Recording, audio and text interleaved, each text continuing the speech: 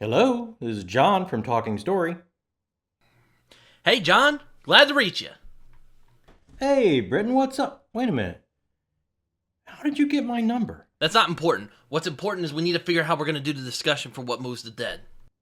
Yeah, I thought we already agreed on this. We'll do one on your channel, we'll do one on my channel. It's two novellas. Yeah. But I need to know what channel we're going to do on first. I can't get discombobulated, man. Well, all right, I don't care. What channel are we going to do for What Moves the Dead on? That's the first one. I didn't really care much either. Thought we'd do it on mine since it was my idea. What?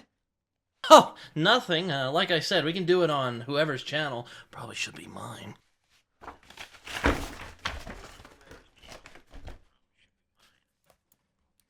Britton, I can hear you, man. This is not an interior monologue. You're talking on the phone. Like, if you want to do the first one on your channel, that's fine with me. What? You're hearing things, John. No, I definitely heard you say under your breath that you want to have it on your channel. If you want to have it on your channel, just say so, Britton. You want to have it on your channel. No. I think we'll figure something out. We've done this sort of thing before. Britton, I have an idea, okay? Listen, let's try this. How about we do the first one on your channel? Oh, really? Oh man, you're too kind. I mean, sure, we'll have it on my channel. It would be my honor. Ah, okay, all right. I'm really glad we touched base on that. Yeah, man. Thanks for the call. I'll see you when we have it. Okay, wait.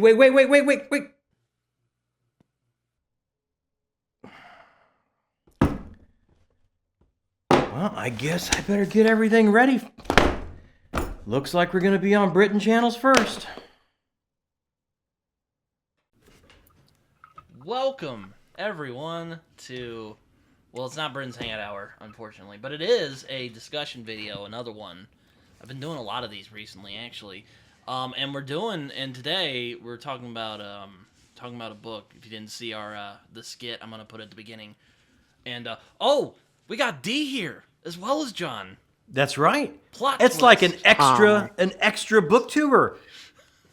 But yes, today we were talking about a bonus chapter. Bonus chapter. Bonus chat, yeah.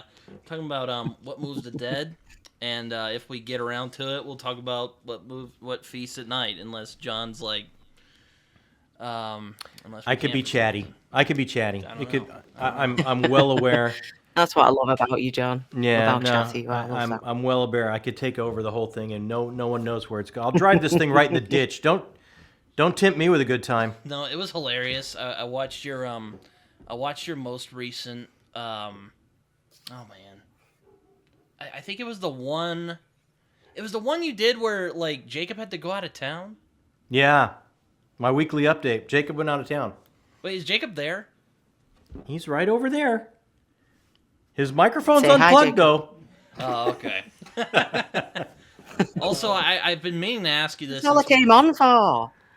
Yeah, I didn't know when to ask this, but like for the skit, when you were on the phone, yeah, like, were you actually talking to someone else, or were you just talking to yourself? I was just talking to myself. Oh, okay. I'm like, how'd you get that Game of Thrones? That's my actual ringtone. That's your actual ringtone. That's great. Yeah, that is my actual ringtone. I had Jacob call me. Nice. That's great.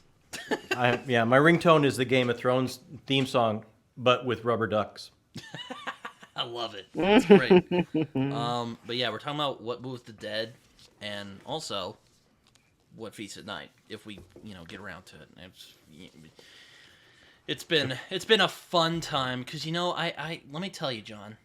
Yes, sir. Uncle. Yeah, I was originally gonna read this last year. I was gonna read this for Halloween because I just in October I just go nuts on horror books. Same. During October. D, you? Oh, we'll be doing. Yeah. Yeah. I mean, I'm a big horror fan anyway, so October is going to be crazy. Yeah. Crazy. Yeah. A load of Clive Barker. Oh, yes. Yeah. I've just actually bought Galilee. Nice Have you read one. that? Yes, I've read everything he's done. Yeah, I bought that. I've Have you? still Yeah. yet to read Lord Clive of Clank Barker. Barker. Sorry. We'll get you there, Britton. We'll get you I there. Hellraiser's my have favorite. Weave World though. I've been eyeing that one. Solid choice. But What Moves the Dead? I was intrigued by this because it's based on a story by my favorite short story writer, Edgar Allan Poe, The Fall of the House of Usher, and this is like a modern retelling of it. And I texted Absolutely. John because I'm like, you know what I'm gonna do this year? I'm gonna do more buddy reads. So I texted John. I'm like, what do you want to do? And he's all like, want to just do What Moves the Dead? And I'm like, okay. So here we are. And then Dee showed up on YouTube, and then she's like, and then John Yeah. was like, oh, let's get her on. Choose I'm me like, way. You know what, Dee? Let me ask you, because what made you pick this up? Because you just independently, that's why I said, let's invite Dee, because she's reading this too. You did. There you That's go. the truth of it. You did. Yeah. You made me pick it up. I saw one of T. Kingfishers. I can't remember now. It won't come to my mind. And I liked the cover. I'm very much a cover drawn person. I like the cover. Wasn't these? It was something else. And I didn't pick it up at that time. And then you reviewed, or you started to talk about What Moves the Dead. You didn't really get into it properly, but and I thought, quite like the sound of that because I do like horror massively, hugely. And then from I mean, I'd read everything you talk about, John. You just make everything sound amazing.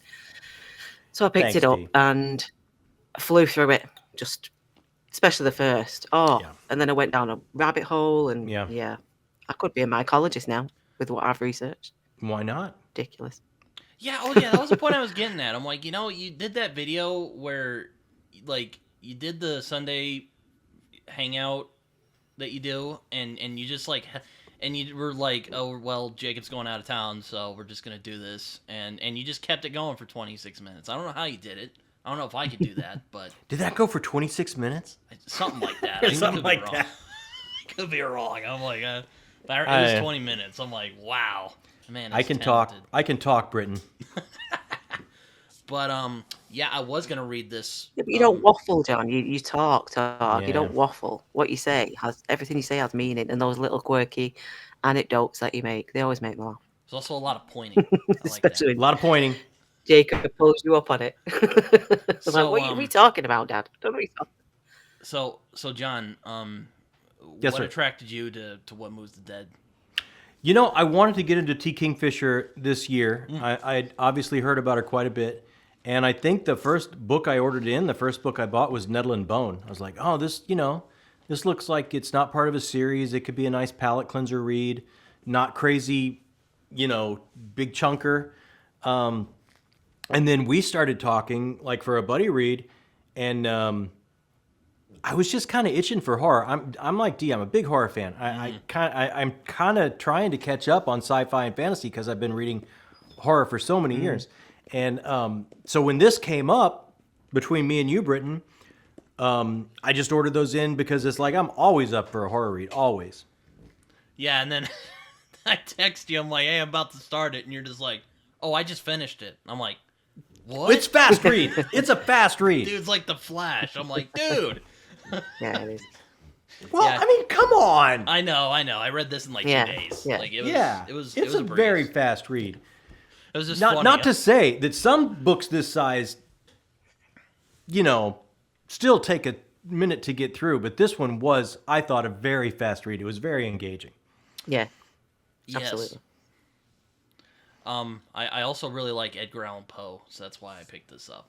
And Yeah. I like the direction it took. I'll admit, I did get some flack when I do these. I sometimes write my thoughts down on Facebook sometimes, and there were some people who kind of got mad at me because I was like, the gender stuff, I wasn't really, I was like, all right, it's fine.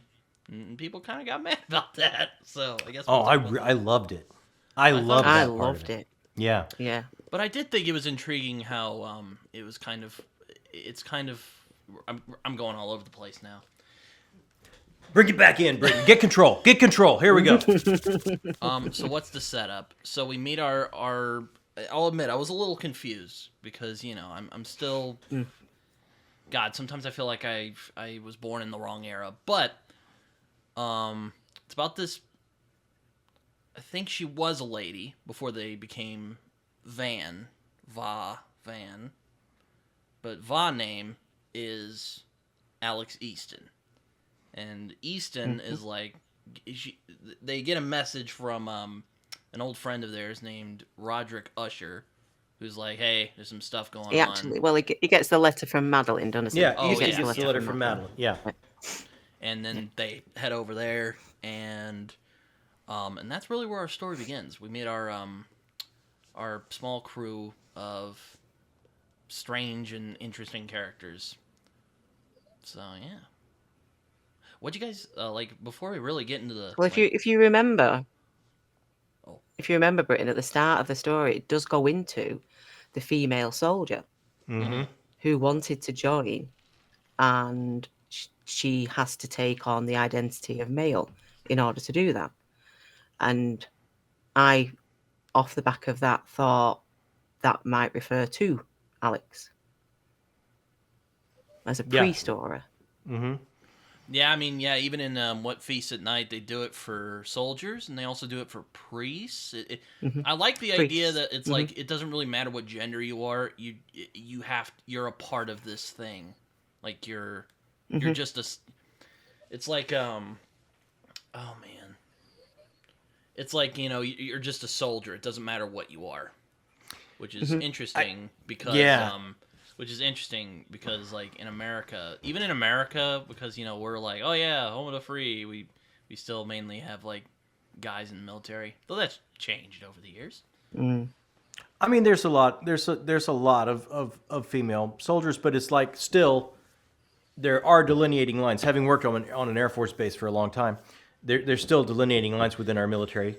Where haven't you worked, John? Yeah, I worked at an Air Force base, Lackland Air Force Base, San Antonio, Texas. Where haven't you worked, man? Dude, I'm in theater. Come from theater. I had every job you can imagine. Oh my gosh. So yeah, go ahead, D. D. Take it away, D. You're the female of the group. What did you think of this? Sorry.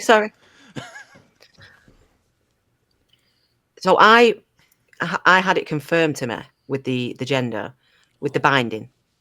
That's when I realised, oh, okay, right, I know where we're at now.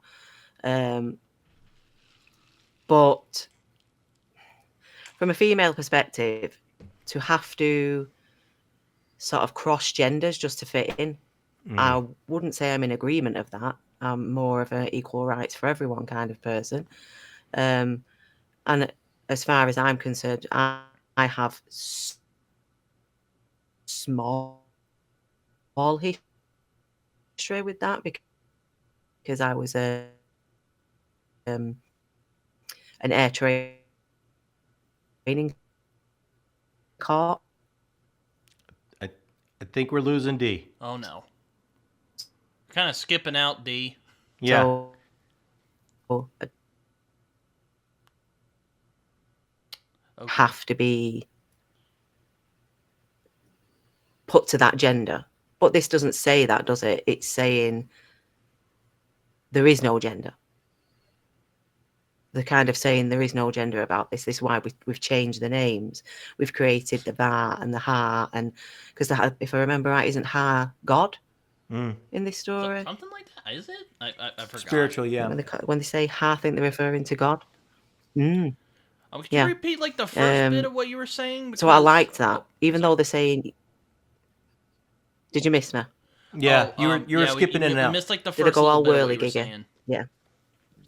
Yeah. So I was saying that I was in the air training corps. I'm going to take my glasses off because they're glaring. I was in the air training corps for a little stint, and there we had to polish our shoes and salute like the boys. There was no difference. There was no separation between boys and girls, and that was just for training. That wasn't in proper service. That was just training.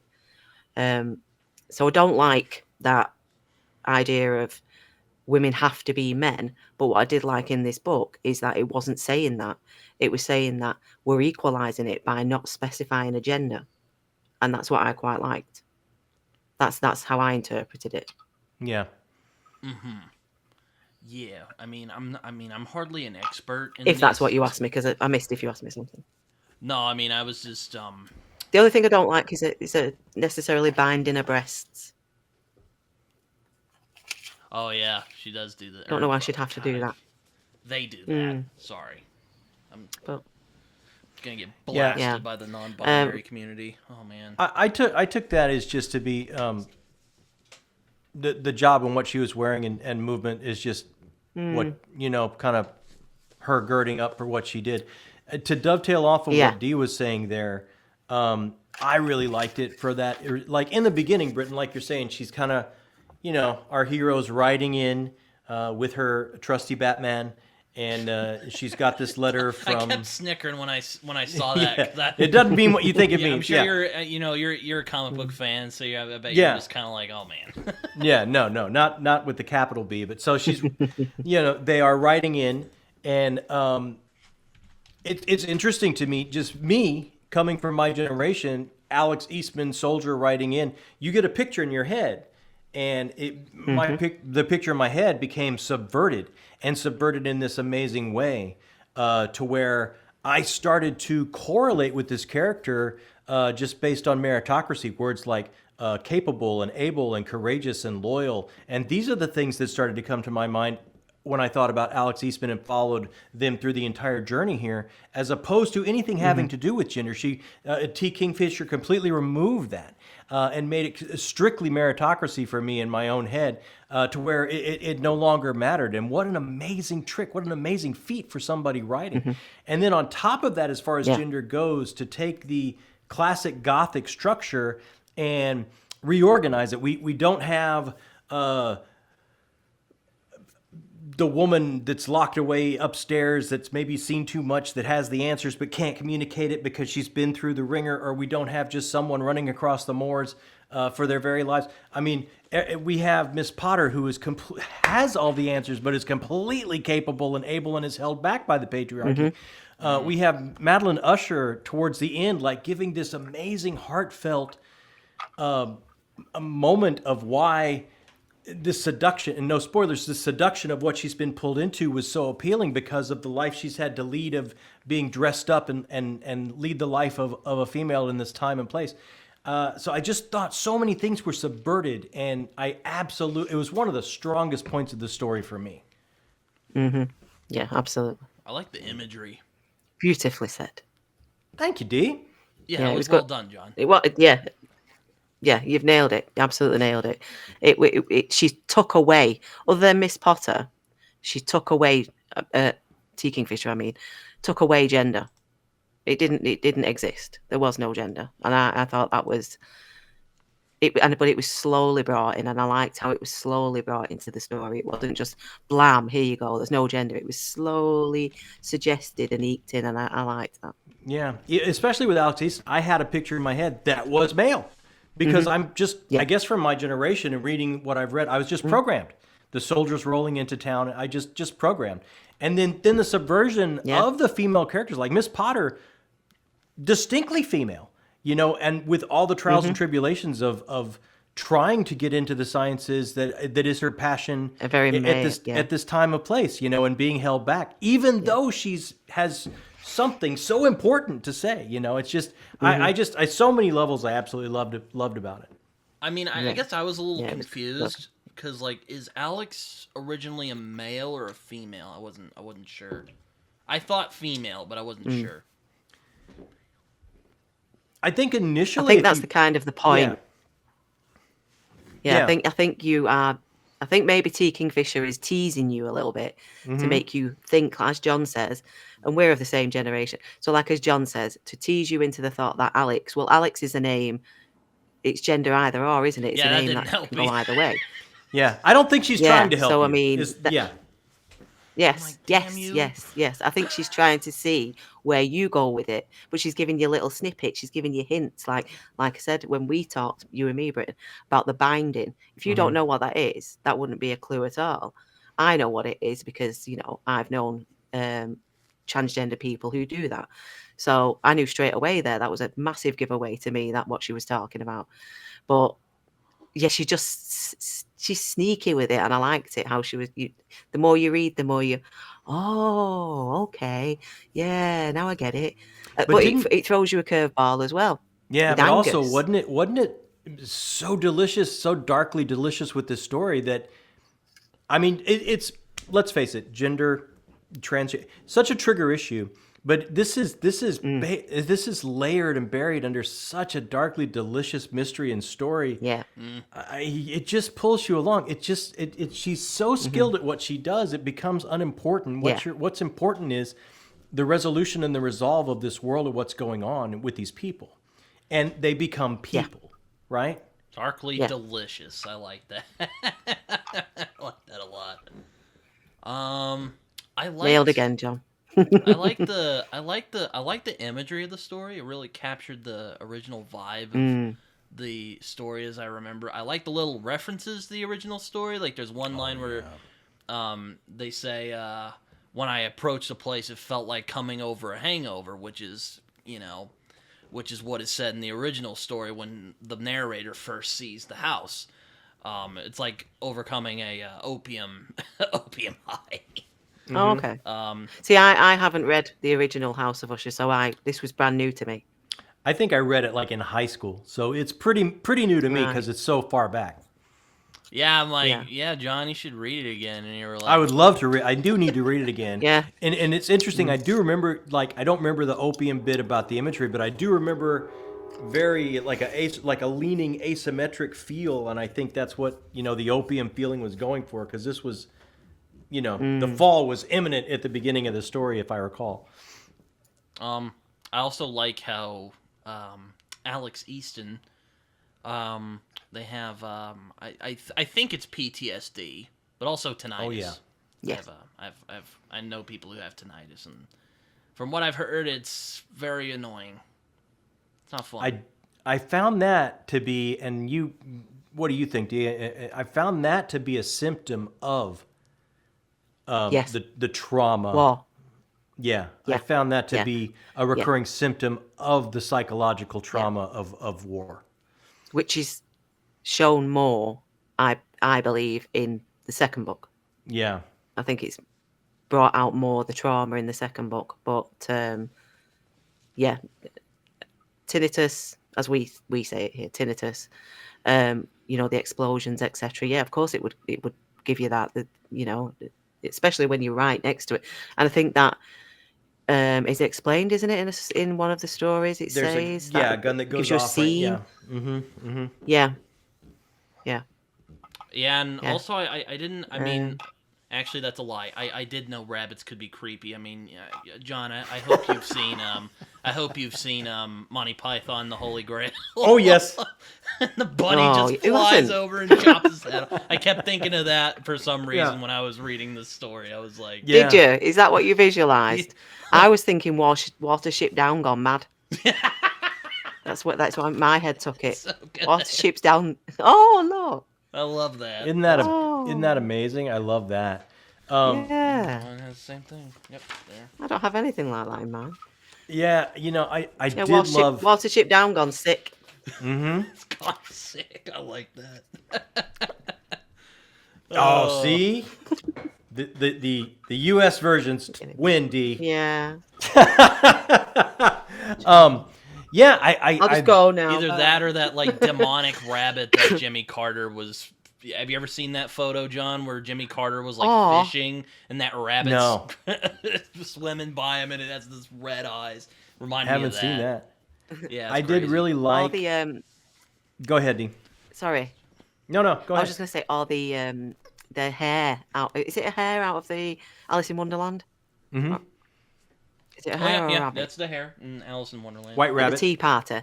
Yeah. I also picked. Oh no, the crazy guy who's with Mad the Hatter.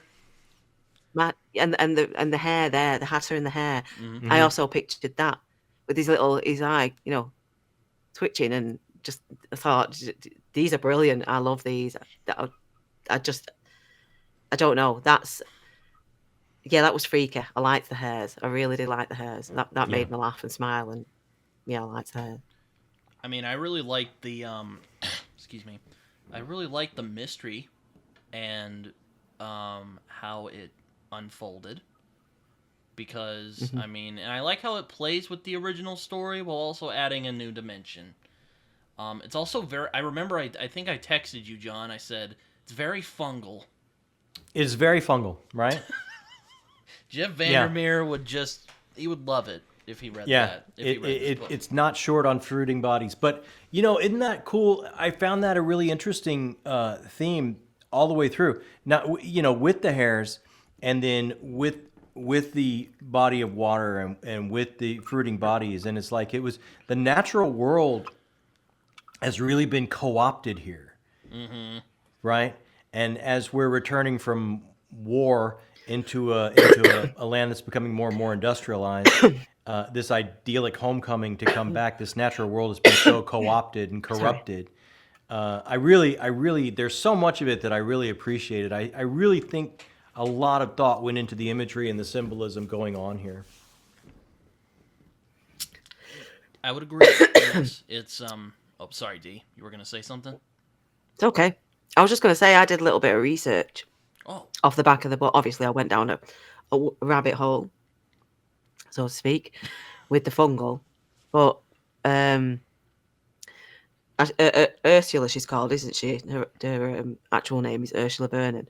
I had a little bit of a root around and a bit of a read, and she was saying that she obviously did base it off the House of Usher, but what she found is that the protagonist wasn't gone into enough, so she wanted to divulge more into the fungi and make that more apparent in her telling. Nailed it. Nailed it. I loved it. Yeah, loved it. Like I said, I went down a rabbit hole, and I was mycology. What's mycology? What's this studied for? I mean, I wasn't expecting a Beatrix Potter reference in this story, but all right, I'll take it. I really liked Miss Potter. She was great. Isn't that cool? I love that. That was so cool. Just jumping us, but I like how when they find out about the fungus, he's like, "We gotta get Miss Potter. She'll know what to do." And they bring her over. She's like, "Oh yeah, I've been studying that for the past couple of weeks." And they're like, "You just brought this up now?" Well, I mean, mycology is fascinating. Like, if you start looking into it, like, there's worldwide networks. It's amazing. Like, it's amazing. Yeah, I mean, and apparently Beatrix Potter was also a mycologist. So I'm like, okay. Really? Oh, okay. That's why they added Miss Potter in the story. She's a ant. A fictional ant. Yeah. Aunt. Aunt. I don't know. How do you call it in England, D? Sorry, what? How do you call it in how do you call ant in England, D? The same. Ant or aunt? Ante. Yeah. Oh, okay. Well, it depends where you're from. I'm not posh, so I'd say Anne. Oh, there you go. See, we're not posh, Britain. We say aunt. Yeah. No. Auntie. Yeah. No. Who were your favorite characters in the book of What Moves the Dead? Hit me, D. John Hugo. Oh, okay. What was the name of the Scottish Batman? Angus. Angus. Oh, I love me some Angus. I do. Yeah. Oh, that's quite good. Oh, thanks you. No, Angus was great. Alex Easton was great. God, that speech from Madeline Usher at the end that I alluded to. I don't want to give too much away. That just hit me. I think it's tough to pick, but I think I would have to. And then Miss Potter, the shine between Angus and Miss Potter is kind of special, right? Like, I love that too. So cute. I'm a softie, I'm a romantic. I'm gonna go Angus and Miss Potter. That's what I love. I liked Miss Potter a lot. I also liked Roderick. Poor guy. He just needs a vacation. He's way out of his depth, man. He doesn't have a chance. He's just trying to, and that I remember texting you. I'm like, the biggest mystery of this book is when Alex is just gonna say, "Fuck it" and go to Paris. That's the most tense mystery of this book. But isn't that so perfect for this book? Like, the man of the house, the lord of the house, that's brought in this other doctor to solve everything. These are the two most clueless guys running around trying to figure this out and fix it that we could have possibly put in this house. Like, I thought that was just great. Yeah, I thought James was a reference to the original narrator in in Yeah, the that's how I original. took it. Or that's how I took it, yeah. But and then just throw another curveball into it, and you're like, well, why didn't he bring up Alex, huh? But no, I guess not. I don't think Poe knew how that worked in his day. No, it was before Poe's time, like long after Poe's time. I mean, Yeah, no. I remember. What's another? Yeah,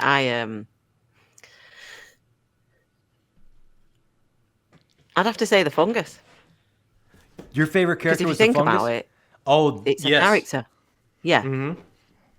If you think about it, it's a character. Even though it's an entity, it's a character.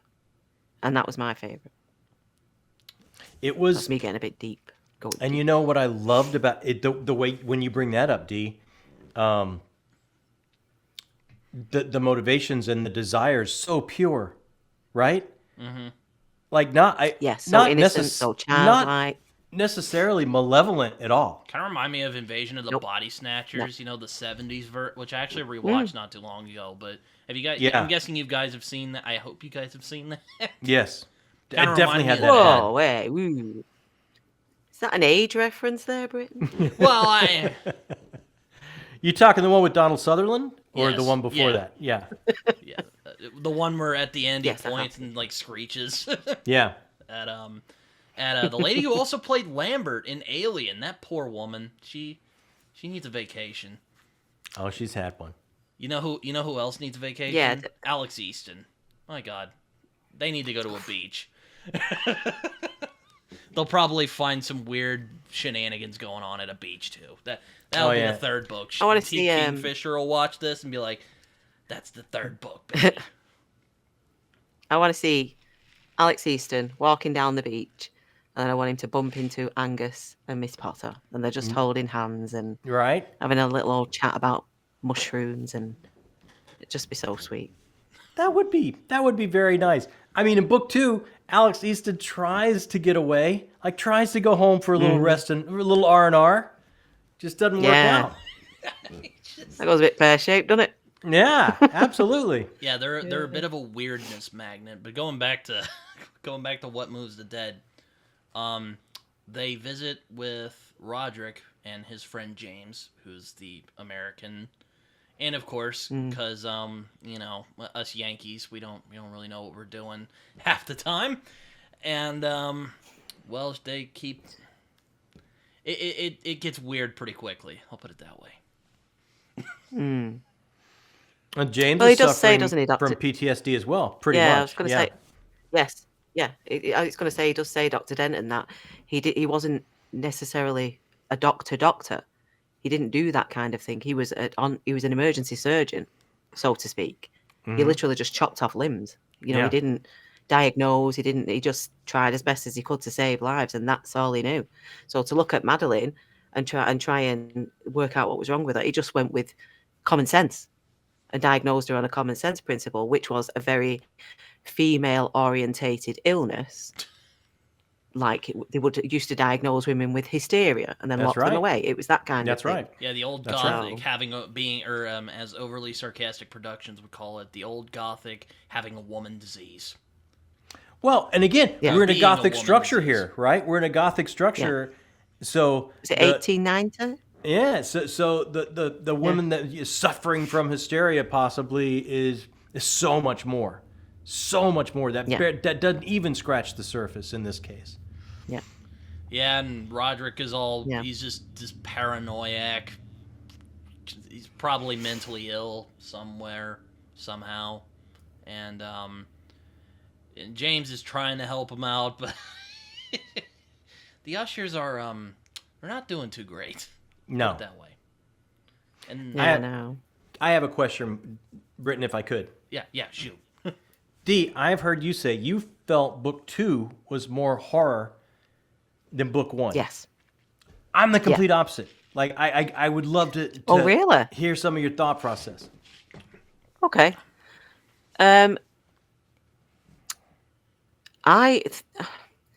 With book 1, my interpretation of horror is more what book 2 gave us, which was the nightmare elements, and I try not to go too much into it until we kind of get there.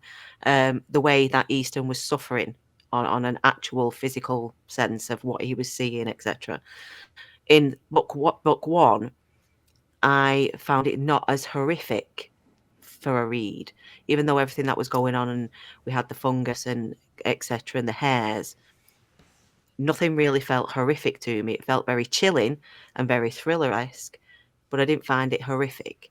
Even with Madeline and her sleepwalking, I was kind of always waiting for that little bit more. And then when we got it, I loved it because I thought that's such a way to take something gruesome and make it innocent. But that's still, to me, didn't give me a horror vibe. It gave me more of that chiller, thriller kind of House on the Haunted Hill kind of vibe to it. I still need to read that one. Okay. Fair play.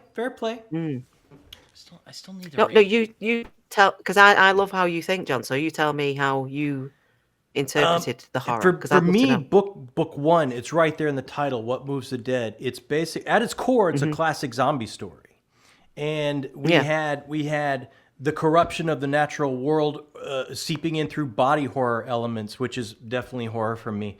We had a classic zombie tale, which is horror for me. We had all the way to a setting of a classic gothic story in the fall of the House of Usher. And then we had even some jump scare moments when they're trying to figure out how this entity is pervading through the natural world, even into some of the characters, let's say. And those moments of examination and then, woo, off the table, even some jump scares, which are horror moments. And dead bodies being laid in a sepulcher under the house, and then all of a sudden they're not there. Just so many classic horror elements that I thought, oh, this is. And then book two, I thought we had a far more atmospheric type of thriller ghost story. But, I mean, I thought for me, the book one was far more horror for me. Right, but okay. I can see all your points what too. you're saying. Yeah.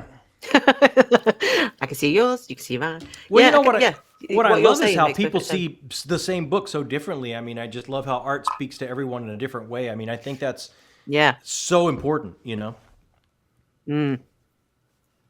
How did you interpret it, Bryn? How did I interpret it? I thought that What Moves the Dead is it's a very modern spin on a classic gothic horror story with some weird body horror fungi stuff. Oh yeah, and the second one is, well, like you said, more of a ghost story. Did anybody feel a bit of cosmic horror creeping in? Because I got that from book one. I was about to say, yeah, definitely. It was definitely that kind of, well, at least with the fungi, there's this kind of we don't understand this. Like this entity had to come from some elsewhere, that we don't understand, So I kind of I felt that oozing, creeping other, I guess we should jump into spoilers then. We've been kind of dancing around it for a while. So it turns out the main villain, but it's fungus.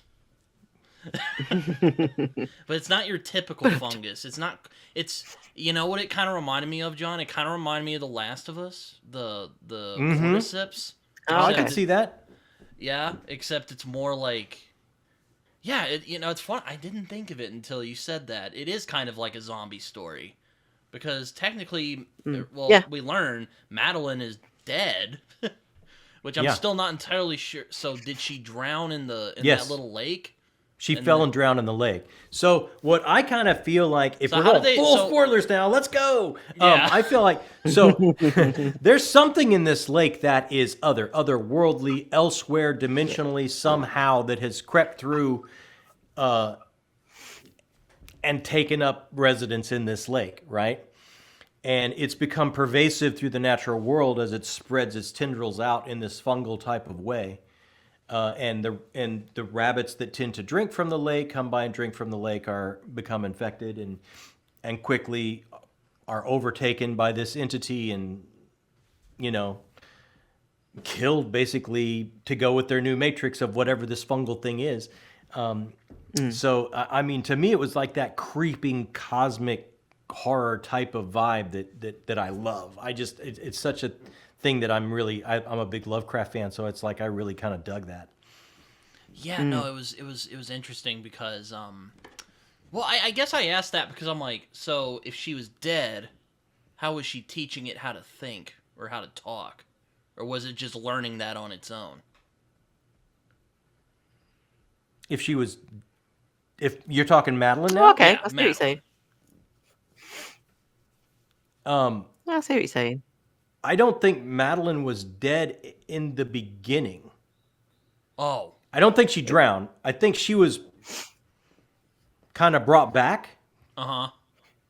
Oh, but she like came back different. Okay. She came back infected. She came And back then- wrong. Yeah, she came back wrong. And then over Well, time, yeah. I mean, this is the way I took it. But I mean, I think they went into when you fall into a body of water cold like that, hypothermia could kind of keep you in stasis somewhat. And then she was, pulled out, She also has that like resuscitated. sleeping disease or whatever that's called. I mean, hypothermia can slow your heart rate down and everything so far that Yeah, yeah. like you can live It can make for you longer. appear dead, can't it, when Right. you're not? And then she was resuscitated, but she was infected by that point. So in the beginning, when you hear her, talking and learning with the chambermaid, Yeah. I don't know if Madeline was entirely gone at the beginning, but she doesn't last long until the fungal takes over. I and don't squeezes think her she out. was because I think they said that over time it was feeding from her. So it was slowly, without realizing what it was doing, it was degrading Madeline to feed itself. Right. So it was slowly but surely taking over. So it was using Madeline as the host because it just wanted to live. It didn't want to be in the water where it was and just trying to make itself a hair, for instance. It wanted an actual body to learn and have a host. And But in its understand. process, with its innocence, it didn't realise that it's without intent, it's killing Madeline. Yeah, and it's kind of sad because it's like Yeah, this it's good. little fungus. It just wants to be a person. Yeah. It doesn't even realize that like, hey, other people might not want that to happen. No. They might be creeped doesn't- out by it. It doesn't see that at all. I mean, the natural world, right? It's if my survival encroaches on yours, mine is paramount. Yeah, it was kind of like the Thing, a little bit, except it's not. It had that vibe, right? Little yes, bit. absolutely. Yeah. And I like how she described how like the body language was just wrong. I like that a lot. And then Roderick gets spooked, and this poor man. Wasn't he also So out of his depth. Yeah, So out of his depth. No, he's just. Isn't he also isn't he also infected? Isn't that the voices he was hearing? I mean, I thought that was pretty hinted at. Like, but I mean, the water that they had been drinking and all was safe. You find out later. So I mean, I think that might be kind of up to interpretation if he's just going off the deep end, or if he's been around long enough to have it's starting to get its hooks in him as well.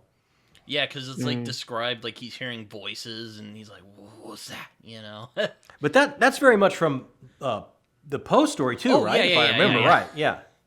Yeah, he's also he's described as he has a malady of the nerves. Right. Right, yeah. And I think it says that exactly word for word in this story too. Mm. Yeah, I think she loved the source material for sure.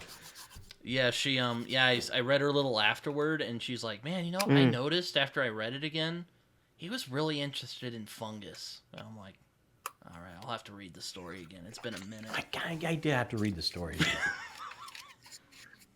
But D, what did you think about a little fungus that wanted to be a person? That should have. That's why I said it's my favourite character. Because it is in essence a character. You don't realise it through the entirety of the story right up until the end, when you realise what it's doing to Madeline and just what it wants from Madeline. And it doesn't want to really hurt her. It just wants to experience what life's like for us. Mm-hmm. It's just floating in this lake and of a non-consciousness, and it wants to have a conscience, and it wants to feel, and it wants to know what it's like. And yeah, it's not really a bad guy. It's not really a bad guy, really. It's No. just like a species that's got an innocence about it that wants to know what other species are like. So yeah, it was my favourite. Yeah, quite That's why I went naive, down a right? rabbit hole with it. Like there's like a Yeah, naive. very like I like how childlike. I like Yeah, how Madeline almost treats it yeah. like a child. Yes. That's what I'm saying. She does. Yeah, she's teaching it in her. I think in her head. That's why she's saying. I can't remember which character it is she says it to, but she says she needs. And she gone again. She refers to her as a she, if I remember, to look after her, sort of a bond and a kind of a love for the fungi. And she just wants to protect it and make sure that if she can't continue with what she's trying to do, that somebody else will, and they'll open themselves. Oh, it's Easton, I think. She thinks she asks Easton to potentially open themselves up and be a host if she passes and can't carry on. Right, because it went wrong with the chambermaid. So she's Mhm. yes. Mm-hmm. Yeah. Oh yeah, I forgot all about that. The chambermaid got all freaked out and, if I recall, threw herself out the window. So that's when Roderick just exasperated, called the doctor. Yeah. Called the doctor, even though he's a Civil War veteran, and he's like, I don't know what's going on here. I do like how I liked Dr. Denton. I thought he was a good character. I thought again, totally out of his depth, right? Yeah. The two you know, men just so out of their depth, have no clue what's going on. I was kind of surprised by the humor in this story. Just, you know, which I'll admit, in the second one was a bit more was a bit more apparent, but there were a couple good. I got a couple good chuckles out of it. Yeah. I don't know what you thought, John. Same. Yeah. I that was something that I found surprising, but I thought her some of her dialogue, Angus for sure, you know, like there are moments that my guy Angus was pretty funny. I think she's incredibly skilled to play with this many type of atmosphere, to weave humor into something so atmospheric. And to have so many Easter eggs to the original source material, and not only the like I say, I got a real Lovecraftian thing going on. Like when they were describing the colors coming from the lake of the fungus, like it made me think about the color out of space. Like there were she's operating on so many different levels, bringing so many different layers to it, of different emotional responses, naivete and humor and then the whole thing about, you know, gender, and it's on it for something that is this thick. When I read things that are 7, 8, 1,000 pages long, she packs a lot into this. Like it's pretty astounding. Yeah. And like Roderick gets spooked and decides, murder's always a great solution. So instead of just accidentally locking her up into the the crypt like in the original story, he murders. I think it was self-defense. Oh yeah, it probably was. What do you think, Dee? I think she was coming after him. I think it was a result of his PTSD from the war, and potentially a pity kill as a brother. He saw his sister suffering, and maybe out of fear, PTSD, panic, he started something and then he couldn't stop. Yeah. That's really interesting. That strangles her, doesn't it? So that's very interesting. Yeah, it seems like he almost comes out of a fugue state and realizes what he's done. Right. So. Yeah. There is a lot of because it's like him and Dr. Denton don't want to talk about it. Yeah. You know, they're not really saying, and it's kind of hush hush. You start to think that Dr. Denton had something to do with this. See, Dr. Denton was up to something here, you know, and you start to think that he's involved, but I think that he saw how much Roderick is suffering and thought he was just doing the best thing by a friend and didn't want to cause any more, sort of PTSD repercussions from Roderick. And he was just kind of downplaying it, like, it's okay, you did the right thing, but really you didn't, you're Yeah. that Here's kind all of you thing. could do. Yeah. Yeah, Yeah. but Yeah. the fungus had other plans. Oh, Yeah. And wasn't that creepy? The hairs on the arm, that there's a lot of creepy, cool stuff in this. oh yeah. I Yeah. think either my creepiest part is when Madeline's walking around in the hallway, or Oh, the sleepwalking yeah, part? the sleepwalking, Mm. yeah. Yeah. And when he shoots the hair and it just gets up, then it surrounds him or them, and they're like, "Oh crap, I gotta get out Yeah. of here." Because it's like a hive mind, very much, Yeah. Yeah. Yeah. Yeah. Again, Yes. Hive mind. Yes. Very much again, so. I would say I didn't know hairs could be so creepy, but again, I've seen Monty Python and the Holy Grail. They can be pretty nasty. Well, as you was reading it with where the hairs are concerned, could you hear the cracking? Yes. So as they're like, oh, it was so Yeah. as them trying to form some sort of movable shape. Because isn't that was super. Isn't that like the body horror of it was very effective. When you see something in the natural world, and it's like that's not supposed to move that way. That's not supposed. Yeah. It's then like they you're cut watching. its head off and it's still going. You're like, oh my gosh. Yeah. I need to. And that's very thingish, right? Yeah, I Britain? know. Yeah. Yeah, I'm just thinking of the scene where the little head's crawling away, and it's like, Yeah, exactly. You gotta be fucking kidding me. We need Kurt Russell. We need I thought it was hilarious. Thought that Yeah. Kurt Russell and that great beard he had in 1982 show up and just burn the freaking place. That was a great beard. Oh man, that was great. Kurt Russell is a gorgeous man. Can I just say? I can't disagree with you, D. He also had a great mustache in The Hateful Eight too. No, yeah. That man can. Oh, Hateful Eight's a fantastic film. Yeah. He can grow some facial hair, man. Mm. Yeah, I told John the other day. The movie? Have you seen John Wick, D? The new one.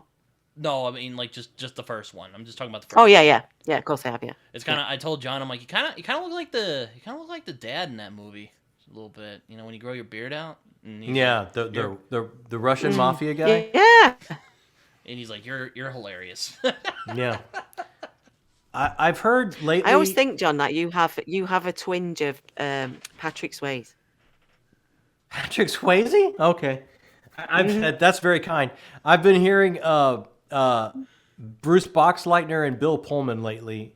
People leaving I can comments. see Bill Bill Pullman a little bit. Just you should do like on July 4th, like get on like a stool Do like or something and Independence Day. the Independence Day speech. Yeah, that'd be great. Going back to What Moves the Dead though, Roderick and Denton are not having a good time. No. You know where they're headed. Yeah. And then Roderick's Cuddle like, jackets. You know them jackets where you get to cuddle yourself. Mm-hmm. Those, yes. and then Roderick's like, you know what? Screw this. I'm tired of this. You guys go.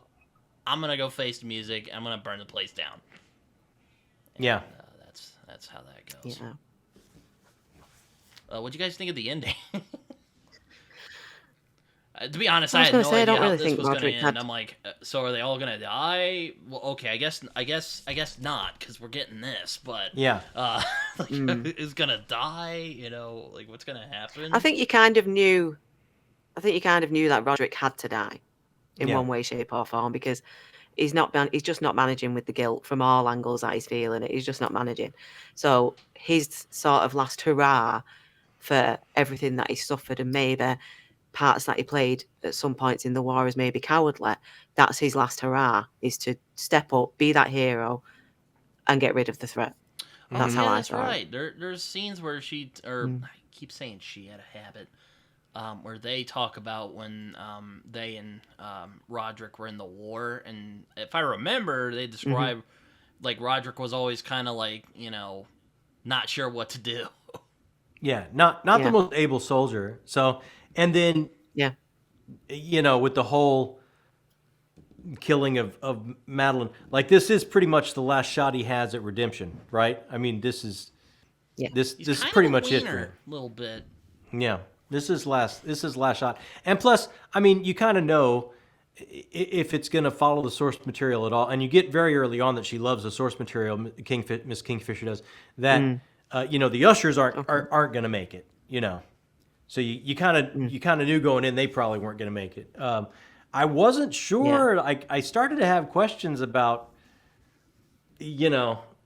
Miss Potter and Angus, and I mean, I figured since there was another book, Alex Eastman was coming out, all right, but I wasn't too sure about. Things were looking pretty bleak. Mm.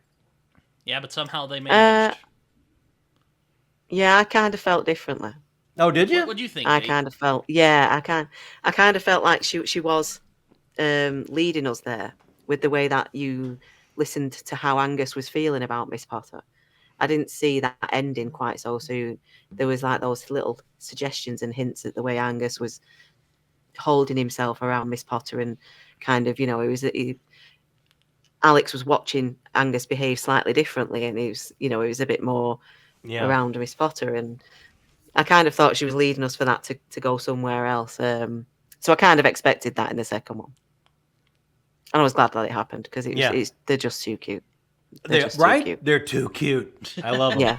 Yeah, they're just. But I mean, everything that Angus has done, sort of being the Batman for not just Alex, but Alex's father as well. So he's Right. been with this family a long time. So I suppose in a way he feels, because he's not a young man, is he? It's said that he's not a young man. So I suppose he feels like, when's his turn to have a life? He's served these for this long. When's it his turn? And then suddenly, the music comes on, and Sweet Dream Weaver, and there's Miss Yeah. Potter, and and That's great. It's like that scene in There you Toy go. Story 3. Yeah. Everything gets hazy.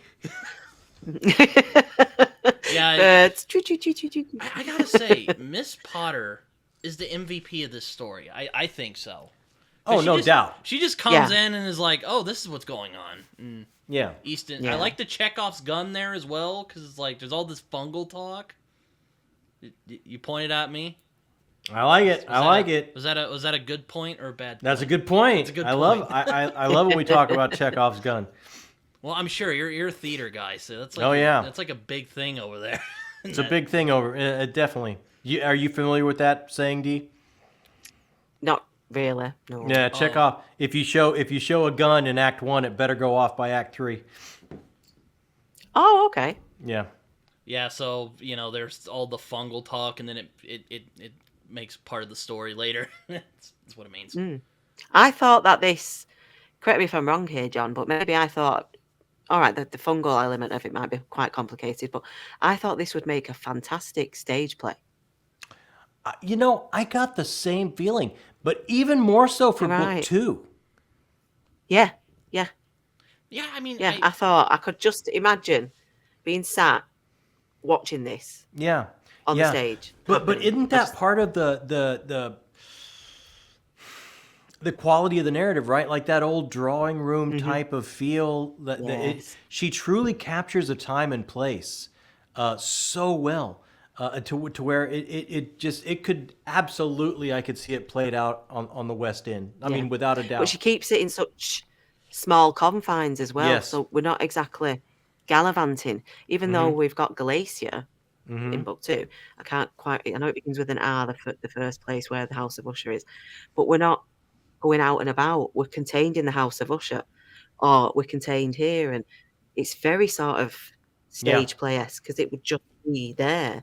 I could adapt it, no problem. Yeah, I'd love to see that.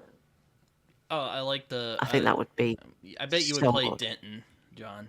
You seem like you'd be in the age. No, I'm playing Angus. Oh, you're playing. Oh, Yeah, you know I was what? going to I'll say, take- it'd be Angus. You know What what? do you Yeah, mean? yeah. There's got to be You're some right reason there, why I lad. got this old. Okay. Yeah, I'll be Hello, Mrs. Mrs. Roderick. Potter, I got you're pale. looking fine I'm really today. pale. Huh? I'll be Roderick. I'm really pale.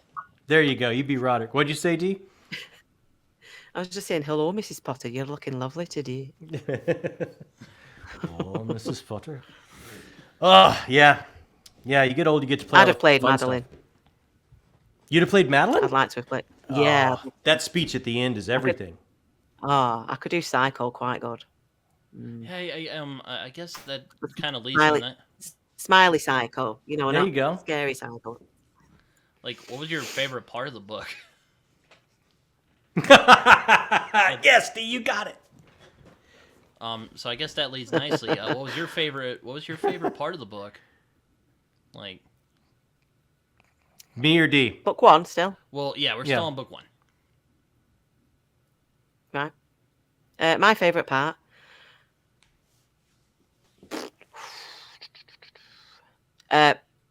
The crypt, when we got to the crypt. Yeah. And I liked when Easton finds Madeline, runs off to go and get Mrs. Potter, or Miss Potter, brings Miss Potter back. Madeline's not there. I quite liked where the story went from that point. I think that was one of my favourite parts. I had a few. It's very difficult to pick out one. Yeah, you go, John, because I've I was gonna got say, a few. how about you, John? For me, the little monologue that Madeline has at the end of, why wouldn't she be seduced by this Yeah. otherness when life as a woman in this place in this time is she's gone from her mother dressing her up to being dressed up for a man to being dressed. It was just, I thought, so beautifully written. I mean, I could just see that performed. It would just be so powerful. I just, for me, that moment I thought was my favorite, hands down. I really liked when. Well, I'm a sucker for a great reveal. What can I say? Like, one of my favorite parts of Breaking Bad is when Hank finds out Walt's Heisenberg. I like great reveals. Okay, well, I guess that wasn't really. Well, that's kind of a reveal. But anyway, you know what I mean. I like great reveals. I also just like them screwing around on the on the Usher. You know, like I was kind of surprised how leisurely it was. How this book was, even though it's like, it's this small. I thought the pace clipped pretty good. Oh yeah, no, the pacing's fine. I was just kind of surprised that they made some time to be like, oh, they're just kind of hanging out and doing their thing. Yeah, sitting in the drawing room. Yeah, it's like I think they're dramatic pauses, though, aren't they? Mm-hmm. it's like Sideways with weird. If it would have been two go Eldritch go go fungus. go, then sorry, Britain. Yeah, I liked it. Or well, it felt good for the characterization, though. Is what I was gonna say. Made them feel more like people instead of just running around doing nothing. Yeah, it did slow down for character moments. Everyone had great character moments. But aside from that, I think I don't really have much else to say about. It's got a great pace to it, and I really dug What Moves the Dead. So I guess we can talk about What Feasts at Night, because I got What Feasts at Night here as well. So I'll admit, and I know D agrees with me. I don't know about you, John. But I actually liked What Moves the Dead a little more than What Feasts at Night. I will agree with that. Okay. Now, I'll admit, I really liked What Feast at Night. I liked them both. Like it was kind of the first things I've read in the month, and it was like I'll take the two of these and call it a full book and make it my favorite read of the month. I felt that strongly about them. yeah, but if we're that's fair. If we're just taking them one by one, I did enjoy this one a little bit more. Yeah, no. Yeah. What Feasts at Night is more of a ghost story of sorts. I do like how she kind of plays with the formatting a little bit. But we'll get there. Yeah. But I know it's 1:00 now for D. So. Oh, you're okay. Are you sure? It's fine. Because Don't worry. I can squeeze in probably another half hour before I have to let my dogs out. So if we could go another half hour, I'm good for that. I just don't want to. I don't know if you have to work tomorrow, D, or what's going on. I don't want to ask too much of you. No, you're all good. No, it's fine. We'll go carry on. Also, I was about to say, we should go. I mean, I think we could cover this in a half hour. Okay. All right. Then I'm good for a half hour. I just don't want to clean up the messes if we go over that. Yeah. But yeah, What Feast at Night. So Alex Easton just went through the experience at at the Usher house, and she's like, or they're like, you know what? I'm gonna go on vacation. I'm tired. I'm going of this. home. I'm going home. So they end up heading home and get into more shenanigans. Because they end up staying at this house. I think it's like a vacation house where they used to hang out at. Well, it's Alex Easton's. It's Alex's house. Yeah. Oh, it's Alex's house. Mm-hmm. And then it turns out there's some strange. Well, it's like a hunting lodge kind of, right? Like it's yeah. It belongs to her family, but it's he like a inherited hunting it. lodge, right? Yeah. It's like it's a hunting cabin, and he inherited it. Right. Yeah. Yeah. They And inherited it. Sorry. and we have we got ourselves another mystery. As the story moves along, we end up meeting this very cranky old woman and her grandson, the widow. I forget her name though. It's escaping me at the I moment. wrote it down because it's a bit of a tongue twister. Boltazatu. Thank you. I'm glad you wrote that down. Yeah, me too. Oh man, that was bad. Yeah. But so what you guys think of What Feast at Night? You want to go first, D? Yeah. Okay. From a storyline perspective, I actually did enjoy it. And I liked how we became more about Alex. This one was more about Alex rather than his friends. Sorry, this was more about Alex, and straight away, get go, we're there, aren't we? It's happened, and can I say that it's his caretaker has spoke to him for quite some time, and that's unusual, but he's not really worried. They're not really worried just yet. But we get a lot more Angus in this story, which I liked. There was I sway. The more I think about it, the more I sway, and I find myself, even though I did say that I preferred the first book to the second, I'm kind of doing this with it, because the more I think about the story, sometimes I like it more than the first. Sometimes I like the way it went more than the first. I can't really think of anything else, but that's what I liked. How it was right from the get go. There was no leading into it because we knew the characters. We didn't really have to explain that, so we were straight in, back to Alex, back to Angus, and then boom, we're there. It's happening. Yeah. Yeah, we also see Miss Potter again, and I'm like, yeah, boy, because Miss Potter was one of my favorite. But in a different. Yeah, in a different context this time. But yeah, that's she's so not true, just Britt. about Like, the didn't you catch yourself like so happy to be with these characters I know, again? yeah. I was like, yeah, the gang's getting back together. Yeah. I was like, I was just, it's like it was so lovely just to see everyone again. Yeah. And it's like I only read one book between these two, and still when I started this one, I was like, oh look, we're all back together again. And to me, that's such like a mark of such a great first book. Like and I'm kind of like D. I kind of sway back and forth. I would give both of these 5 stars. I mean, if I were to pick a favorite, I think I would pick this because just for me being a cosmic horror fan and loving zombies and stuff like that, like this really, pushed my buttons. But there's so much of this one. It's so hard. Like, I've been reading horror my whole life, right? And a ghost story is one of the hardest things to do. A really good ghost story is one of the hardest things to do. And what T. Kingfisher did with this is to start with a trope of a soldier coming home. And we had the PTSD hinted at with the tinnitus and things like that. The battle fatigue hinted at in the first one, not coming out of a fugue state. What have I done to my sister? That kind of thing in this first one. It really comes home in this second one.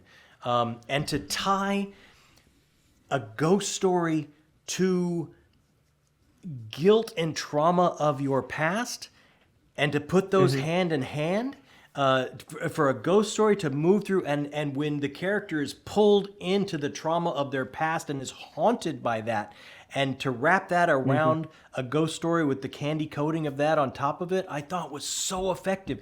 And it made for such an effective ghost story is so hard to do.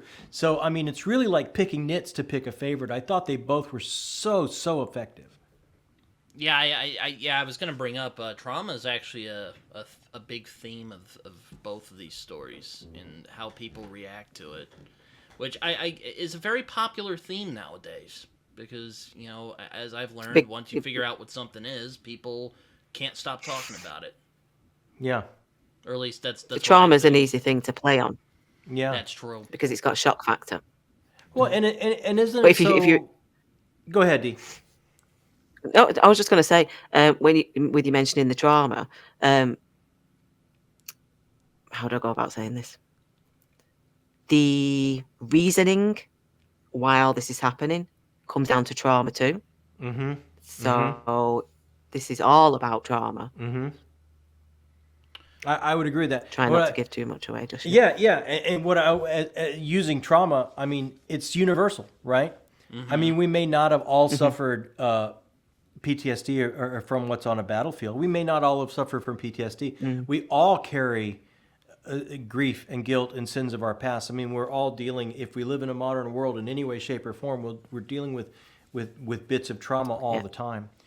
So it's something I feel like we can connect with on a very visceral level and start grabbing hold of those characters right away. And I Yeah. absolutely thought she did it just beautifully. Yeah, no, I thought it was really Yeah. interesting, especially when she goes in that weird fever dream state that she goes into. Though I will admit I was kind of like, okay, so did the widow? So the widow betrayed her, but then, or them. Sorry, I keep hmm saying her. Betrayed them, and then they just wake up and it's fine. I was like, okay, that was weird. What do you guys think of? Because I was like, To that one particular part. yeah, because I was kind of To confused. that one particular part with the widow. I was a little confused. Well, the widow did it for a purpose. She was Mm-hmm. ultimately the widow's given a choice who you're choosing. If she's Mm-hmm. put in a situation where she intervenes in a situation, and she's faced with a choice: save a grandson or give over Easton. Well, Mm-hmm. obviously, she has no feelings towards Easton, so therefore she's going to save Boar. She's not going to do anything for Easton. And there's also this theory within the village that Easton and his family and the land are cursed. So she's she's taking a risk just by being Isn't there, isn't that she? So right? Oh, Yeah. mm. I mean, and I thought she did have feelings for Easton. I mean, she's worked with her for a bit, and she Oh, understands. did you? Yeah. I mean, I kind of thought there was. annoyed with him at times, but I mean, you get annoyed with him. him, but I mean, in a. I kind of felt it was like that. Like when you come home, and like I'm from a very small town, and I moved to the big Mm. city for a while, and I come home, and there's that vibe you get. Like, oh, you think you know everything now because you went to the big city, but let me tell you, you don't know. This is the Oh, way right. life is here, right? Yeah. But they've lived in the same house. They've worked together. They've lived together for enough of a while. Mm. I think she sees Easton is, here's a stalwart, good, loyal person, and I think there are feelings there. But it just when it comes down to it, what kind of Yeah. choice is that? There's going to have to be a sacrifice made. It's Mm. my blood or it's the next person in line. I Yeah. mean, I think that's a bit of what makes the sacrifice even harder because I do think there was a bit of a passing respect and some feelings for Easton. Mm. Oh, I thought Yeah, she was just maybe. kind of annoyed by Easton the whole time. I don't know. I guess maybe my personal experience. I've tried to go. No, I, You can't go home again. You try to go home, and I've kind of experienced that. So I guess I might be coming from a different place. I mean no, that I think you may be right because I do remember kind of later on via Boar, doesn't the widow explain herself Mm-hmm. via Boar to Easton and say, no hard feelings, No hard it wasn't feeling. anything personal, What but else could I you do? Yeah, know, yeah. yeah, I certainly wasn't going to give up my grandson. So I mean, No, there's no way, right? Like yeah, there's no choice there. mm, we also mm, meet the priest, yeah, and we end up learning that priests are kind of like soldiers in this country. They go by different because you're sworn to the service. You're not really. It doesn't really matter what gender you are. mhm, So I thought Again, that was interesting. meritocracy, right? Your calling. and what the meritocracy is in that calling. Yeah, I found that very fascinating. And they bring the Yeah. priest over, and they start hanging out, and Angus is there, and if I remember, they oh yeah, there was a guy who lived there, and he passed away. So they try to go tell his daughter Cardin. and Yeah, the caretaker. the caretaker, and they try to Cardin. talk to his daughter, and she's like, "Go Yeah. away." Yeah. Caretaker's called Cardin. The daughter was called Miriam. That's one of my favourite scenes when Easton goes to the house to pay respects Right, and because she just felt say, it was I'm her so sorry. duty. Yeah. Yeah. Like, I'm so sorry I wasn't here. They kind of part of the family. They've been looking after the house but then asks the kind of fateful question that they shouldn't have ever asked, which is, how did they die? Yeah. And Miriam's like, no, not interested. Off you pop, because obviously under suspicious circumstances, and there's this whole rumour and nobody wants to get into the details. So his daughter takes umbrage to that and slams the door in Alex's face. So, Yeah. yeah, I enjoyed that scene. Yeah. Didn't we have a bit of classism there, right? Mm-hmm. It is Yeah. Easton's house. They feel duty bound to pay their respects for their bondsman, for their caretaker who worked for them, who kept up the house. And the surviving daughter is going to have none of it. You think you can come back here and know how things are going, and this is not it. And that classism continues to when we get into spoilers. I think the classism continues to play into the curse that's going on there. Yeah, there is some discussion about the differing classes. And I think that's why I think that was kind of why I think the widow didn't take to Easton immediately, because the class difference. Here's this, and I think Alex is from a family with money, if I recall right. So there's kind of somewhat enough there. to have land, enough to be a landowner, right? And that's a big dividing line through classically, Like Angus is her Batman, right? Who has been indentured to the family for, as Dee pointed out, has been a long time. Yeah, I do find it great how Angus is trying to keep himself, he's trying to keep going because he doesn't want to embarrass himself in front of Miss Potter. Miss Potter, yeah. So sweet. But I found that was an interesting little thing as well, when they bring the widow. So Angus goes to Wolf's Ear to try and replace Cardin as the caretaker, and obviously there's only the widow who steps up to do it because she needs the money. But then they're talking about this, Alex and Angus, from as you say, like a class or sort of a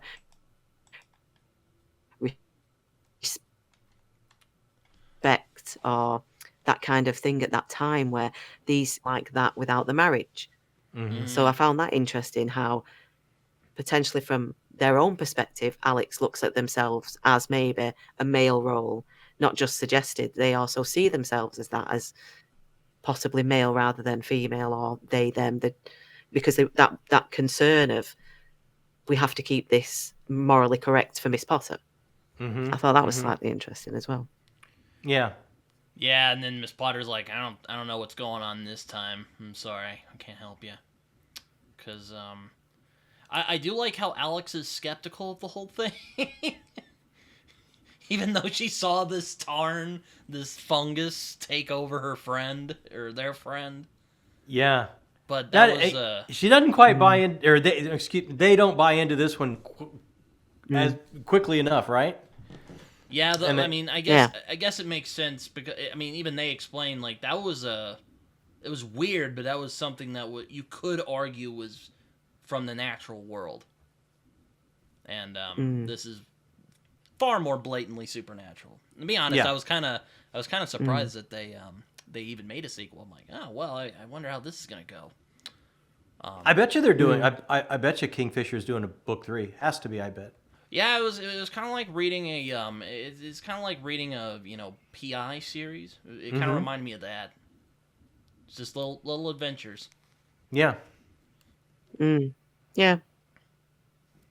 But it Yeah. turns out there is a curse in this land. If I remember, it's like I think it. Did you ever, John? This might be. I don't know I don't know if you've ever read this, but when I was a kid, we read scary stories to tell. Scary stories to tell in the dark. Yeah, I remember something like that.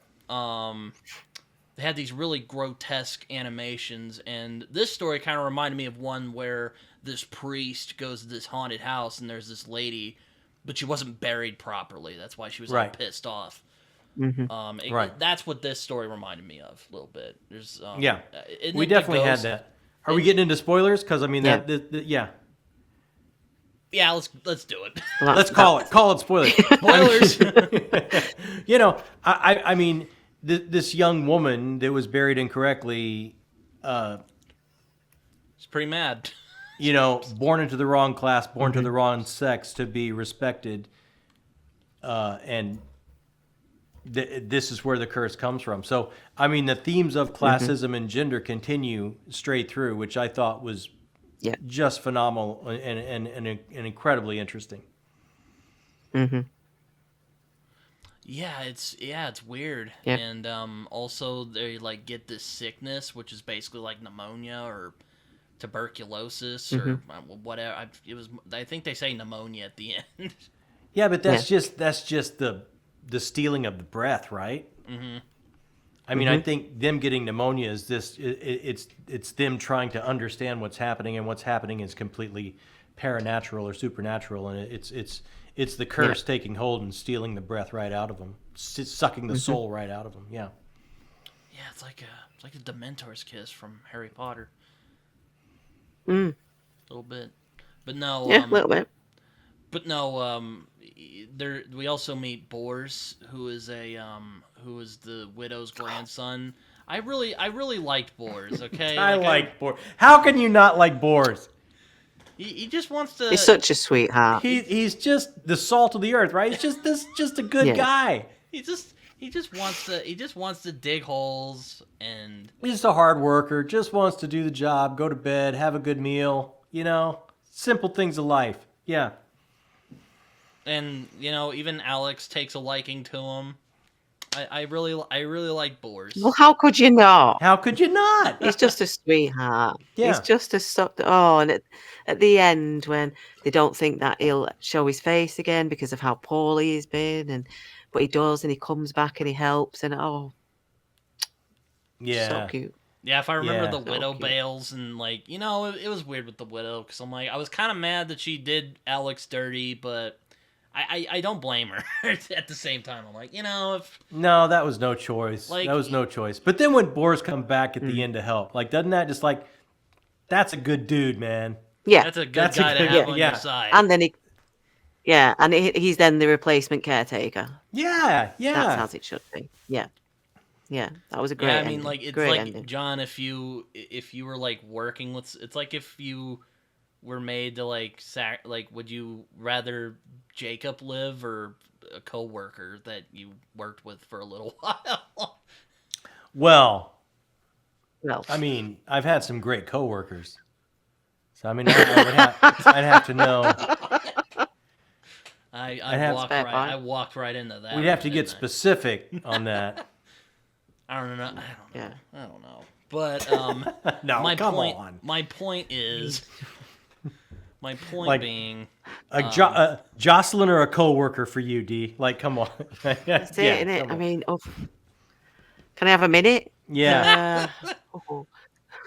No. Jocelyn gave you a great new intro, so No, but Yeah, but like you say, John, I've worked with some really nice people. Yeah, exactly. I know what you're saying.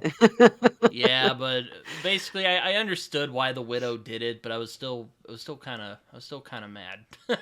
But I think, could that be why the widow doesn't come back at the end? She can't Yeah. face Alex. Yeah. At that, I think she knows the bridge is burned there. She can't face Alex, but Boar's no harm, no foul. He's going to come back and do the right thing. Yeah, Boris is like, we're gonna bury this Well, lady, and we're gonna do it right. We're going to do it right. Yeah, but the fact that you feel like that, Britain, just shows the talent of T. Kingfisher for writing a character. Yeah, I'm definitely But gonna she did it read. right. I'm gonna read more. She's done other novellas like Nettle and Bone and Well, again, Nettle and Hmm. Bone is like it's not crazy. I don't know if she really does anything massive, but what she can pack into a few pages, I mean, Hmm. you really have to say something for her ability of compression, right? Like what Hmm. she's able to fit in Yeah. quite control. You almost have to say it's poetry because each Hmm. word serves such a purpose. She can compress and fit so much into so few Yeah. pages. It's very impressive. Yeah. Very. Definitely. Completely agree. um. For such a small amount of pages, it's such a tale for Yeah. such a small amount of pages. Yeah.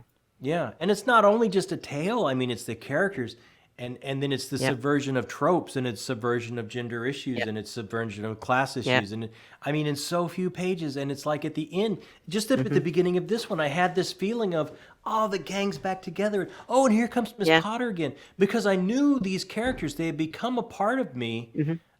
in a way that I will get from series from reading 6, 7 books in. I will have that comfort Yeah. feeling. I got it after one novella. Like that's crazy. I mean, Yeah. I mean, I Says a guess. lot, doesn't it?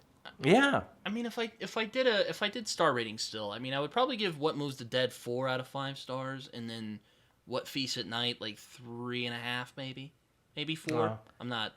I'd go both five. I'm I'm still. going both five I because know. You're I you're can't take anything off. you're an all loving man. I I, get I it. truly am. I mean, I think this is an artist at the top of their form. Quite honestly, I truly I can't find any nits to pick. I mean, is the pace Mm. was the world building good? Was the plot? Did it move? Was the pace good? I mean, what am I going to take I points mean, off for? they're both good. Yeah. What Feasts at Night? I guess my only gripes, and they're I guess a bit small, but like there were points where like the humor was trying a little too hard, and then the dream sequence, and that's about it. But aside from Oh, that, it's see, pretty. I love the dream sequence. I Dealing with do the like the past. dream. I like the dream sequence, but I was a little confused at points. But aside from that, I Mm. liked it. Yeah, I did. It was good. It was good. The dream sequence was all that past trauma stuff that I just Mm. love that. I mean, for me, I would say if you want wonderful characters, a thought provoking tale, something that gives you the shivers. I mean, I would recommend this so wholeheartedly. And it's something that you're going to read quick and it's going to Mm. stick with you and it's going to make me seek out more of this writer's work. I was just truly, truly bowled over. I guess I'll put it this way. I felt more satisfied with What Moves the Dead. I don't know why. Maybe it's just a weird me thing, but I don't know. But I like What No, Feasts at Night too. I, It was. I, I would say it was my favorite of the two, but I mean, Mm. I have very few nits to pick here. Yeah, no, I'll give you that. I mean, it's I mean, If you were to rate it, D, what would you say? I gave What Moves the Dead 4.5 and What Feasts at Night 4. But it's the same thing. I reviewed them straight after I'd read them, and I read them back to back. So maybe if I'd have paused like you did, John, maybe if I'd have had a little time to reflect on What Moves the Dead, then gone into What Feasts at Night, I may have looked at things differently because your explanation when I said about the horror, thinking on it now, your explanation of like the zombie thing and the cosmic horror thing, yeah, that opens that up more to me now. I'm sitting here going, you've got a point there. Um, I think I preyed on the horror in What Feasts at Night more because I really, really enjoyed the descriptive work she used on the female and the Yes. opening up of the face and the jaw, and that for me that was horror to me, and I was like, oh, Yeah. yeah, because I can Yeah. see that. And then we're dealing Um, in that and classic that's succubus tale, yes, and we're yes, wrapping it all up in past trauma and past guilt that we yeah, carry with us, and then putting a hard shell, a patina of mm, classism over that for a thought provoking yeah, theme. It's like, come on, how can you yeah. take points off? They're both fives. I'm sorry. I would say they reminded me of Shirley Jackson, but I haven't really read. I mean, I've only read Charles. I read that when I was in like 8th grade. I think Shirley Jackson is pretty apt. I would agree. I would agree with that. I really would. I really like Shirley Jackson. I think that she's kind of in that modern vein of Shirley Jackson for me. I think that's a great description. I think. I mean, I will say I like both of these little books here, and I'm definitely gonna check out more from T. Kingfisher. Have you checked out more, John? I mean, you eat I through haven't- them like I- they're going out of style. Nettle and Bone is on my shelf, but I haven't picked it up yet. But I absolutely will be picking it up before the end of the year. But because there's no way I'm letting that much time go between seeing what else this author does. Dave, what did you think of both of these? I mean, aside from what you've already said. I can't really say much more than John, really, because when you talk about fitting so much in to such a short story, so to speak, that's pure talent. Yeah. It's pure talent. And then the other factors of the gender and yeah, she's good. So I'm on a book buying ban, but I did want to pick up Nettle and Bone when I was out and about the other day. But Did you put yourself on a because I'm on a ban, book D? ban. Well, Jocelyn put me on a ban. Your daughter put you on a ban? Wow. Oh, must- you should. You must have been very irresponsible. I have a problem. You could see behind the camera right now. I'll count them for you. Give me a sec.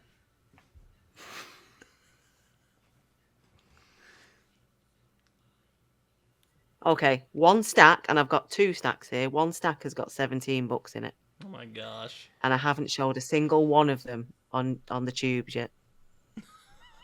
You might have a problem.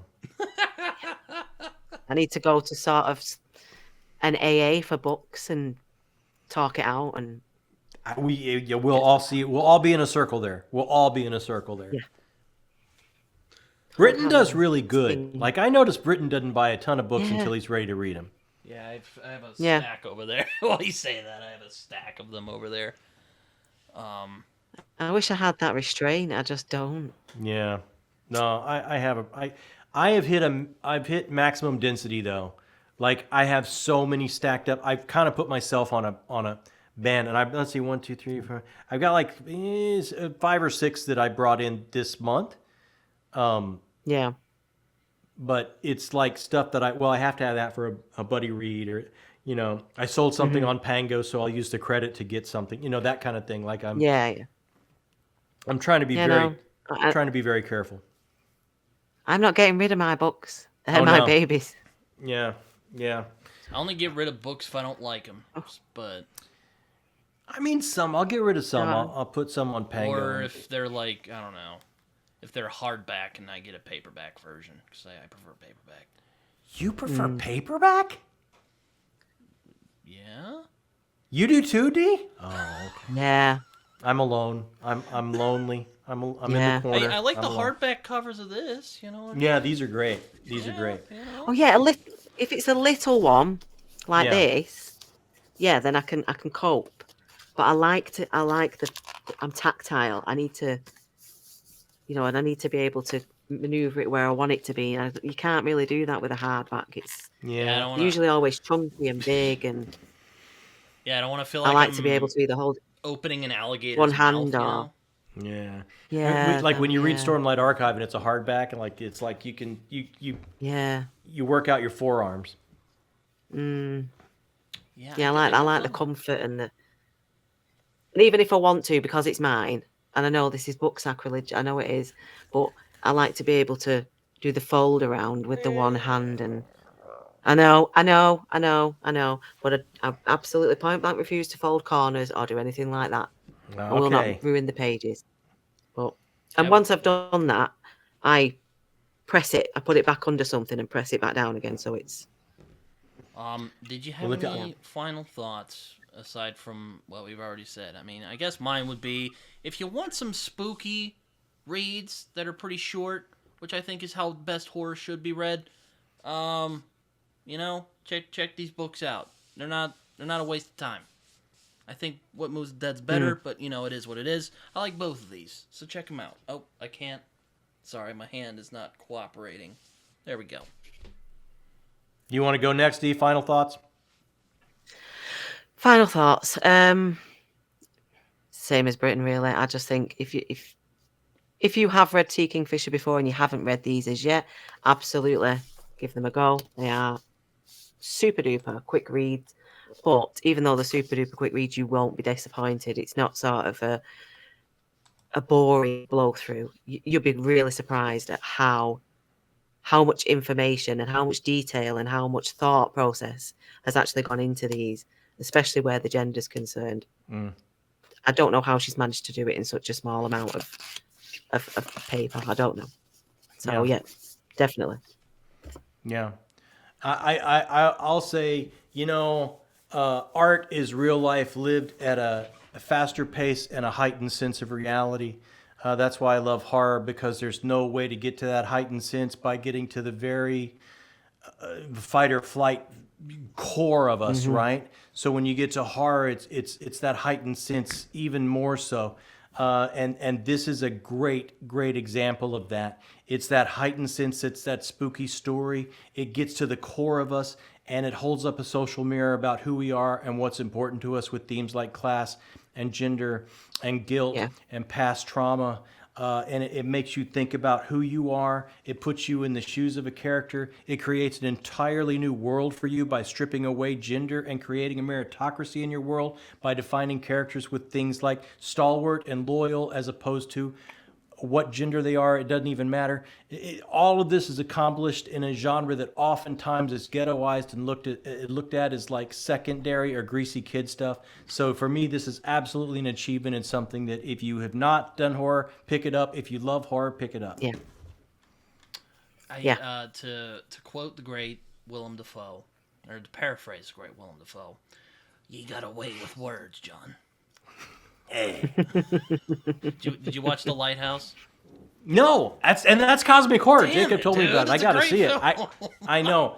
And I haven't seen The Color Out of Space with Nicolas Cage yet. I got it. Both those are on my list. Has Jacob seen it? Oh, Jacob have seen both of those. Yeah. Oh my gosh. Jacob's a filmmaker. He sees everything. That's why he doesn't read. Well, watch The Lighthouse. It's a great film. Believe me, it's on my list. You It like is on my list. stage plays? You'll love that movie. Like you'll love. Oh yeah, I do. I love. That's my jam, baby. Well, I say we should do this again at some point. But John, we're probably going to talk in a few weeks. So yes, we are. I'm looking forward to that. We are. We're definitely going to, when I put the podcast up, because you were just recently on there. And Dee will be appearing on my podcast quickly. And also, because we're becoming the Three Musketeers. That's what Dee wants to call us. That's what I'm going to go all in with it. Yeah, definitely. I like that. Well, I need to drag Darko in his Dogtanian. Oh, there you go. Because there really were 4. Yeah. I've got this also. And also, I think Dee and I are gonna do one buddy read or something else. Don't know when that's gonna happen, but I'm looking forward. Well, for our next time we're together, Britain, I might be, and I'm just warning you, I might be busting out a soliloquy. I'm just. That's all I'm gonna say. I'm looking forward to that. Well, if you guys have social media, as I always like to do before I end these, you can share them. I'll let Dee go first because it's etiquette. So. Okay, I'm on everything. You can get me on Instagram. You can get me on Facebook. You can get me on Twitter. I'm like a 2-bit whore. I'm everywhere. Dee. I'm sorry. I know. It's officially too late for Dee. John, what's your social media? If Dee's 2-bit, I'm like, not even a bit. I don't even know where to go with that. JAJ Mitten on Twitter and Talking Story on YouTube. That's it for me. All right. Well, I'm on Twitter or X, but I still call it Twitter because it's Twitter. I'm on Discord and also Goodreads and Letterboxd. where I write reviews. They're probably more coherent than the one you just heard right now. But this one went pretty well. Thank you so much for hosting. D, thank you for making we us. should do this again. I had a good Absolutely. Thank you, D, for making Yeah, us it's look fun. smarter and brighter than we are. Your accent alone classed up the joint. Oh, thank you so much. I could have been a bit posher. Hello, hi. Hello. Let's talk books. Yeah. Hello. I'm here to talk books with you. Uh, I could go more cotton. we should All do right, this lads. Let's talk some books. again. We should do this again. Until next time. Fun.